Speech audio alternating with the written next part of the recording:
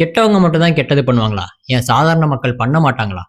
பண்ணுவாங்க. World war 2 அப்போ German soldiers நெறைய யூதரின மக்கள கொடூரமா கொன்னாங்க.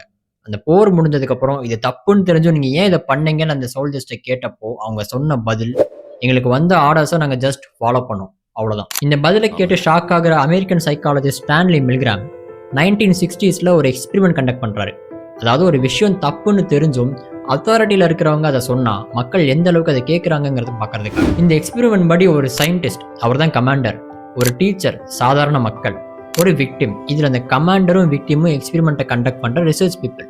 டீச்சர்ஸை வச்சு தான் எக்ஸ்பெரிமெண்ட்டே. இந்த எக்ஸ்பெரிமெண்ட் படி டீச்சர் ஒவ்வொரு வாட்டியும் ஒரு கேள்வி கேட்கும்போது விக்டிம் அதுக்கு தப்பா பதில் சொன்னா அந்த டீச்சர்ஸ் ஒரு ஷாக் கொடுக்கணும். இதான் அந்த கமாண்டரோட ஆர்டர். பட் அந்த ஷாக் ரியலானது கிடையாது. அது அந்த டீச்சர்ஸ்க்கு தெரியாது.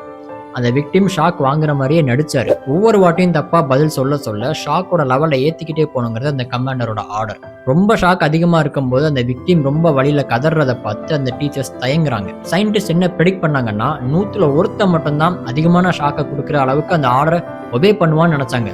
பட் அதான் இல்ல. 100ல 65 பேர் கிட்டத்தட்ட 450 வோல்ட் ஷாக்க வரைக்கும் அந்த விக்டிம் மேல கொடுக்க ரெடியா இருந்தாங்க. ஸோ இந்த எக்ஸ்பெரிமெண்ட் படி அத்தாரிட்டியில இருக்கிற ஒருத்தர் ஒரு விஷயத்த சொன்னா அது சரியோ தப்போ மக்கள் அதை பிளைண்டா ஃபாலோ பண்றாங்கிறது தெரியுது. இவ்வளோ மாடர்னான டைம்ல எப்படின்னா மன்னர்களை அந்த காலத்துல கடவுளாவே நம்பினாங்க. அப்போ அவங்களோட அத்தாரிட்டி எந்த அளவுக்கு இருந்திருக்கும்?